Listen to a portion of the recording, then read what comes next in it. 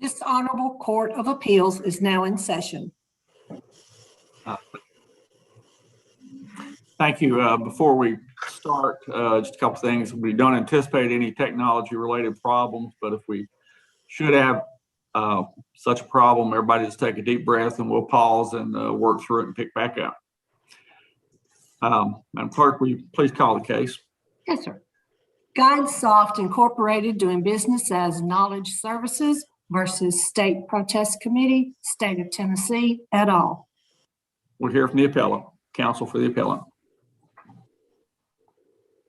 Thank you, Your Honor, and may it please the court. My name is Skip Hyman. I'm an attorney at the Baker Donaldson Law Firm. I represent the appellant Knowledge Services. This case is about how the amount of a protest bond should be calculated under the protest statute at Tennessee Code Annotated 12-3-514. And specifically, it's about whether or not the state was correct in its interpretation of that statute when it told my client that my client must post a $9.5 million protest bond if it wanted to file a protest for the $1.4 million contract it had submitted a bid on. The RFP that is the underlying contract, the RFP that started all of this was for management services. The state of Tennessee was seeking a contractor to manage a sub-vendor network of temp agencies that would provide temporary employees to the state if they ordered those. It wasn't to actually provide those temp services, it was to manage the temp services. And if the state ever wanted to order temporary employees from any of those agencies, the state would pay those temp agencies as a pass-through cost on the contract, and the management fee was a markup of those pass-through costs. As you probably guessed by now, my client submitted a bid for this management contract, lost after the evaluation process, and filed a protest as it's entitled to do under the statute. And it also filed a protest bond following what it believed to be the terms of the statute 12-3-514. There was a disagreement over the amount of the protest bond, and the Chief Procurement Officer summarily dismissed my client's protest on the grounds that it was an insufficient bond because of that disagreement. There are Who decides how much the bond will be? I'm sorry? Who decides how much the bond will be? Well, it's our position that the statute is self-executing, that the first provision of the statute tells you if there is a bid or a cost proposal, that's how you set the bond, and if there's not, then it's based on the maximum liability of the contractor. There's really not discretion. It's like any other statute where if you comply with the statute or you do not, and there's really not it's not a subjective choice. So is it your belief that the amount of the bond is dependent upon whether D1 or D2 applies? That's right. I think everyone would agree that is the case. Those are the only two parts of the statute that are directly relevant to this case because it's a cost-based contract. It has to be either one of those. The first one says if there is a bid or cost proposal, then you calculate the protest bond based on 5% of that. If there's not, then you have to use the maximum liability, which is the less desirable for a lot of reasons that we'll talk about. Counsel, where's that language in there? If not, then you go to D2. Well, I mean, looking at it, and it just seems to, stating the amount of, and it says here's 1 and 2. Right. Thank you for that. Well, the answer is that it has to be one or the other. It can't be both. And the starting point with any statute, you read the statute, and if you can comply with the first one, that's the one you do. And as we'll discuss later, there's a lot of reasons when we read the statute where it really can't be any other way. That you don't go to. It has to be one or the other, and it doesn't make any sense for maximum liability to be applicable, which is certainly the position of the state. Can you give us an example where the bond under D2 would be less than the bond under D1? No, there probably would never be a time. In fact, well, then what's the purpose of having D2? Because there are times when there's not a bid or cost proposal. There are plenty of procurements where there are not bids or cost proposals. For example, professional service contracts by law do not have bids or cost proposals. Remember, this statute was amended in 2015, and it used to be that the statute said that it only had one way of calculating bid or protest bonds based on the bid or cost proposal in section D1.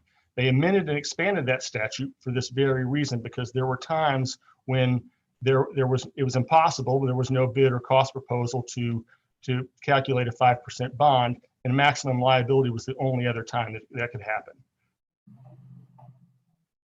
So, so this contract qualifies under D1 in your view, because there's a cost proposal of 1.425 million. That's right, Your Honor. Okay. That's right.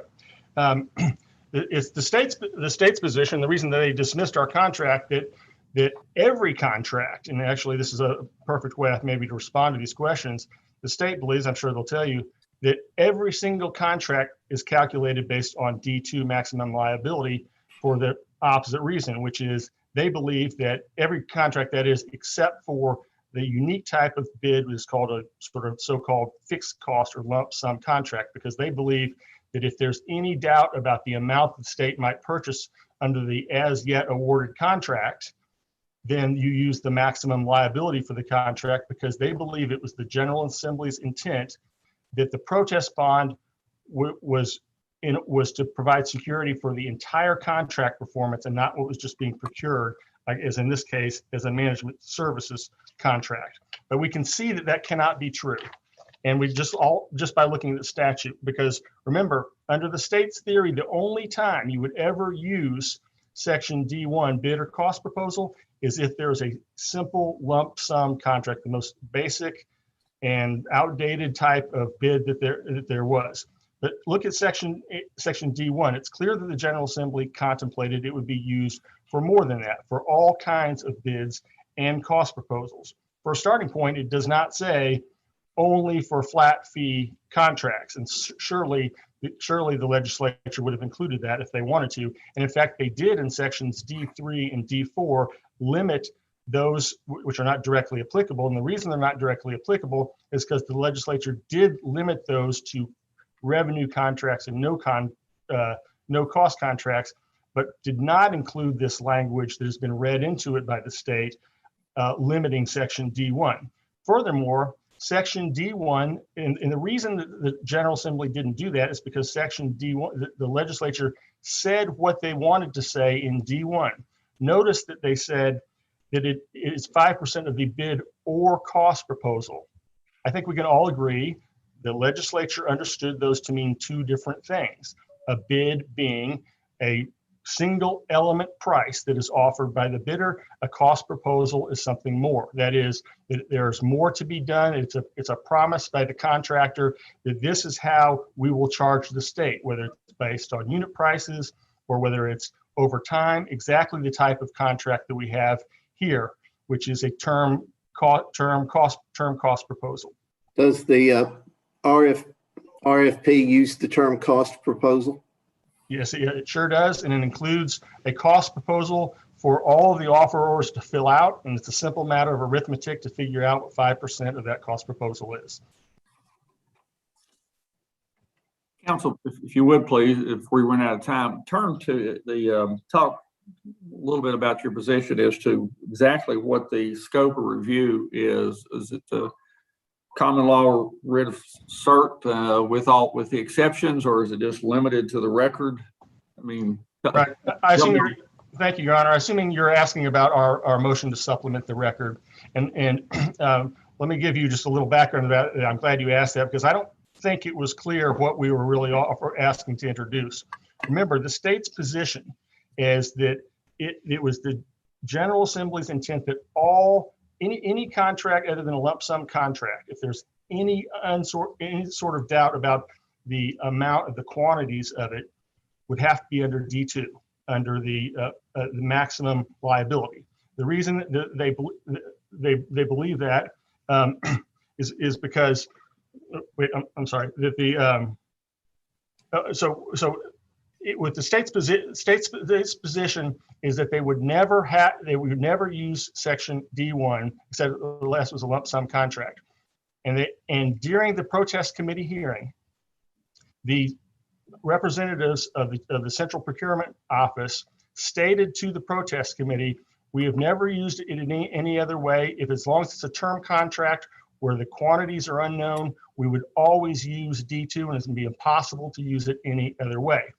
And yet, after the protest committee hearing, we discovered a RFP where the Central Procurement Office used a term contract with unknown quantities based on section D2. And the Chancery Court complained that we should have done so earlier, but it was only that testimony that occurred at the protest committee. Remember, there was no record prior to the protest committee hearing because we were summarily dismissed by the CPO level. And so it was our first opportunity to supplement the record. And the short version about the writ of certiorari, Your Honor, is, and there's a lot we can get into, and I know that the Court of Appeals is more qualified than I am to sort that out, but the short version is this. The common law writ of certiorari states that the decision of a lower tribunal or board may be appealed to the Chancery Court, and the review of that decision is limited to the record at the lower tribunal. The protest bond statute states, we hereby incorporate the common law writ of certiorari, and the review at the Chancery Court is limited to the record at the lower tribunal. They're exactly the same. The protest bond statute simply restates the common law writ of certiorari, and therefore the standards are the same. However, the common law writ of certiorari contains an exception. If the lower tribunal relied on erroneous material at the lower board hearing, then it is appropriate under a common law writ of certiorari to supplement the record. And for that reason, since the standard is the same, and since there's no doubt that the protest committee relied on erroneous information, the representations of the Central Procurement Office about how they use this statute, we believe that exception applies equally under the protest statute. And I believe I'm out of time. I hope I've responded to all your questions. I have 3 minutes of rebuttal, so if there's another issue that comes up, I'll respond to it then. Thank you. Thank you, counsel. We'll hear from the attorneys for the appellees, and I understand you all have divided your time. Okay, Yes, who Your Honor. who goes first? Your Honor, I will go first. I'm Jeannie Weitzel from the Attorney General's office, representing the State Protest Committee. Your Honors, this case concerns the protest bond requirement in TCA 123514. The CPO, based on this statute, set the bond at $9.5 million, and Knowledge Services disregarded this directive and submitted a bond of $71,250 based on its calculation. The CPO denied the protest because it was an insufficient bond. So the issue here is straightforward. Was their protest, was Knowledge Services protest properly dismissed, denied? The answer is provided in the statute in the solicitation at issue. The protest bond statute provides 4 objective ways to calculate the bond. We've already discussed that the third and fourth methods don't apply here. One is for a revenue contract, the other for a no-cost contract. Subsections D1 and D2 refer to contracts where the state incurs liability. Your Honor, both of these are aimed at calculating a bond based on the state's, the total financial impact on the state of these contracts, the state's total exposure. The CPO calculated it on D2, the contract's estimated total maximum liability. And the CPO shows this. It was an open-ended contract. The solicitation in the pro forma contract provided that the state's estimated maximum liability of this contract was going to be $190 million. And so the CPO took 5% of that, and it was $9.5 million. This covers the this state's. This contract is open-ended, so it cost a max of $190 million, but it could have cost less. It could have cost less. This contract depends on volume. They don't know how much it will be used. They came up with this figure based on historical usage. So a cost proposal, was the cost proposal based on the 190, or was it based on a lesser number? Or do we know? Your Honor, that's a good question. Subsection D1 could not be used here. The bond was based, the bond couldn't be based on the cost proposal because the cost proposal here was not for a comprehensive cost proposal. The RFP just sought the pricing info for a single component, which was the percentage markup called the management service provider fee. And the proposers put down the percentage. This was not converted to a dollar amount, and Knowledge Services took it upon itself to just take that estimated maximum liability and then take the 0.75%, which is what the intended awardee, Covendis, submitted, and do that times the $190 million and then take 5% of that. So there was no maximum amount of this contract as Knowledge Services presented it to you. The contractor was going to be compensated based on not just what this fee was, but you would take each of this was a contract for temporary workers, basically. And the contractor has to create and then manage this sub-vendor network of temp workers. And then all state agencies were required to buy off of this contract, and it was also available to local governments and nonprofits. But this cost proposal, there was no monetary amount. They compared the various, they compared the managed service provider fees or the percentage markup submitted by each of the proposers and put it to a formula to come up with a score.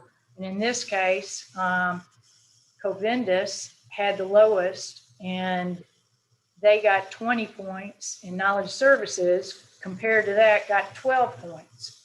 So the form does not provide any directive for a calculation of money. So it would not be appropriate here and under these circumstances to calculate the bond based on D1, the cost proposal. It was more appropriate it was only appropriate to calculate it based on D2, the estimated maximum liability. But either of these, I mean, D1, D2, I mean, the aim is to get what the state's maximum price will be for having this contract, and it would not be appropriate to do it just based on the managed service provider fee. That fee is just a piece of the contract, right? Yes, Your Honor. You still pay the workers or whatever, and there are other aspects to it. So using D1 and that particular management fee only gets to a piece of the state's exposure. Exactly, Your Honor. That is only a piece of the state's total liability, because this was not a comprehensive cost proposal. Knowledge Services has advocated that D1 is your default provision if there's any cost proposal, but it just doesn't apply. It does not work here. There's no textual support mandating that D1 applies to every solicitation with a cost proposal. And there's no textual support for the argument that D2 applies only to solicitations without cost proposals. In sum, and the bond was based on the vendor, a bond based on the vendor's markup conflicts with the obvious intent of this bond requirement, which is aimed to get the total financial impact, total cost, total value of the contract to the state. The state is paying the staffing costs and the MSP fee, and for a total maximum liability of $190 million. And 123514 requires a protesting party to submit a bond set in accordance with subsection D, and Knowledge Services failed to do this. Therefore, it was appropriate to deny their protest. There's nothing here showing that the protest committee exceeded its jurisdiction, followed an unlawful procedure, or acted in any way illegally, fraudulently, or arbitrarily without material evidence. For this reason, let me ask you a question here, unless your okay. co-counsel is going to address this, like one of you to address the where the court construes 10 Code Ann section 12-3-514 L or 1, I guess 1, as limiting the court's view of bid protest to the record before the state protest committee, as opposed to allowing the exceptions to the common law writ of cert. Your Honor, the Chancery Court properly addressed this. Reading the statute, the plain language of the statute, it says it's limited to the record before the protest committee. And as the Chancery Court found, this argument could have been presented. These RFPs that they want in the record could have been brought before the protest committee. If knowledge, I'm sorry, I don't mean to interrupt, but this, I guess I do. The statute says that protest appeal to the Chancery Court from the protest committee shall be by common law writ of certiorari. I mean, it starts with that, and then it goes on the scope of review and the proceedings shall be limited to the record made before the protest committee. I mean, how does the second part limit what the first part says, where it's by a common law writ? Your Honor, I'll be very brief. There are examples of statutes, and I know that Mr. Yarbrough can add more. There are statutes that stop. It shall be by common law writ of cert. This statute goes further and states that it shall be limited to the record before the protest committee. And as the Chancery Court recognized, the cases that Mr. Heinemann is relying on were decided before this statute was amended to allow review by common law cert in Chancery Court. Okay, thank you. Thank you. Yarbrough. You need to unmute. I got it. Thank you, Your Honor. May it please the court, I'm Jeff Yarbrough of Vesper and Sims on behalf of Covendus, which was the intended awardee. And just to wrap up on that last question that the Chief Judge asked, there are numerous statutes that specify that a hearing will be held by common law writ of certiorari and expressly incorporate all of the remedies and panoply of procedures incumbent therein. This particular statute really doesn't do that. It says that it shall be by common law writ, and then says that the scope will be limited to the record before the protest committee. Even if it weren't, regardless of the answer to that statutory question, though, it would be a question of the court's discretion, and the court here made it clear that they found this evidence was neither relevant nor could be admitted due to the delay. And I think that that's right, because this is a legal question. Now, the appellant sets this whole thing up as a choice between the bond on the cost proposal on the one hand and the maximum liability provision on the other hand. But in reality, regardless of their interpretation, they're not going to succeed here. What they're actually asking the courts to do is to look at the cost proposal in light of the maximum liability provision. The cost proposal here is literally just a percentage. It just says 0.75%. If you set the cost, the bond on that, it's nothing. There's no bond. So what the appellant is asking the court to do is something that's totally disallowed by the statute, which is to use both the maximum liability provision and the cost proposal. And I think the other error in that analysis is that the appellant is then picking and choosing which costs it wants to incorporate from the solicitation in interpreting its cost proposal. The appellant described the contract as a total of $1.4 million. That's just inaccurate. It's a $190 million contract that's payable to these vendors. If the vendor doesn't deliver the services, they're liable for the failure of the services, not just for the failure of their management fee. And that's an important point. Even using the logic that appellant uses, the vendor here is eligible to perform 10% of the contractual services themselves under this contract. And so they can get $19 million in addition to the MSP fee, which raises their revenue to $20.4 million as opposed to the $1.4 million that was referenced in the principal argument. And so even using the statutory analysis that they put forward, I don't think they would succeed here. Does the RFP or any of the instructions given along with the RFP from the state indicate what the which standard D1 or D2 is to be used if there is a protest in this on this contract? I don't believe it does, Your Honor, inside the RFP, but I think that you can read the RFP to determine what it is. The correct way to look at this statute, we would suggest, is it's 4 distinct and mutually exclusive pathways to reach the same result. And each result is equivalent to, or at least each of the 3 monetary results is equivalent to 5% of the total contract value. Now, sometimes there are procurements that happen where the total cost or value of the contract is set by the proposal.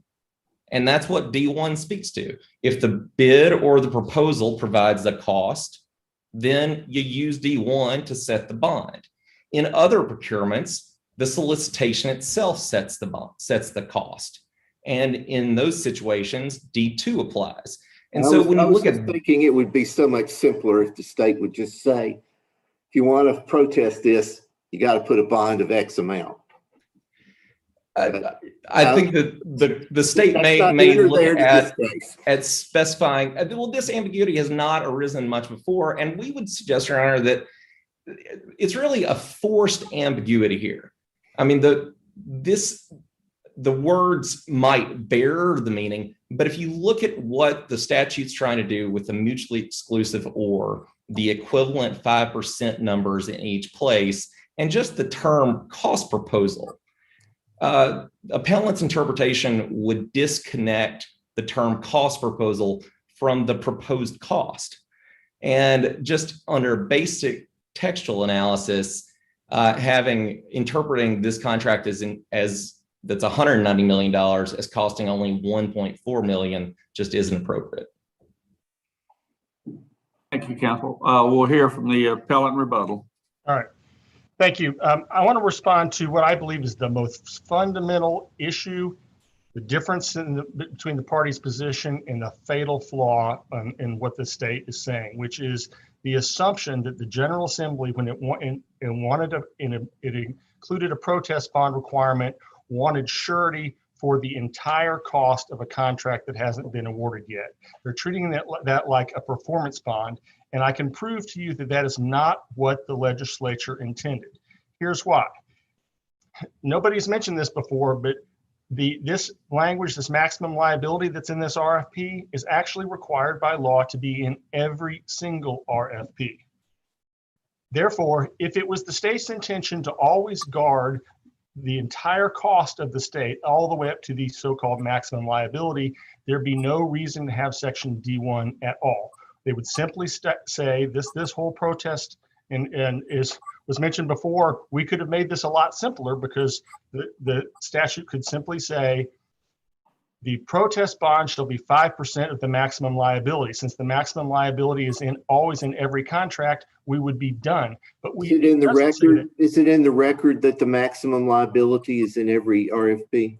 It's in the a statute, Your Honor. It's 12-3-305. It's required by law to be in every statute. And that includes, by the way, these so-called fixed cost bids, the ones that, that the state says are okay to calculate under D1. Even those have maximum liabilities, which are higher. They're different and higher than the fixed cost bid, because obviously the maximum liability was set forth in the RFP before they received bids. And as I'm sure everyone knows, the goal is to protect the maximum liability under the contract, the state's so-called exposure, which it is definitely not. It is not. Then that maximum liability would be necessary to set the bond, but that's not, even under the state's theory, it's under the fixed fee. They say, well, the fixed fee is good enough because we know what we're going to be charged. But everybody knows again, counsel. Sorry? What was the statute number again? 12-3-305C. Did you make that argument to the trial court? Yes, we did. Go ahead. And even under a fixed fee contract, though, of course, the fixed fee is subject to change. Everyone probably knows that's just the starting point. A fixed fee can go up if the government exercises its right under the changes clause, if there are differing site conditions, if there's a claim, that number goes up. The only true maximum liability is the maximum liability stated in the RFP. So we know for sure that it was not the state's intention to guarantee, to use the surety, this protest bond, to guarantee the maximum liability for every contract. They understood that the best possible way, the one that's tied to the procurement, is the bid or the cost proposal. And that's why they put that first. Thank you, counsel. Thank you, Your Honor. Thanks to counsel for both sides. We appreciate your briefs and your oral argument. I think you made the issues and the parties' positions very clear. We appreciate that. Could Madam Clerk please recess court until 3 p.m. This Honorable Court of Appeals is in recess until 3 p.m.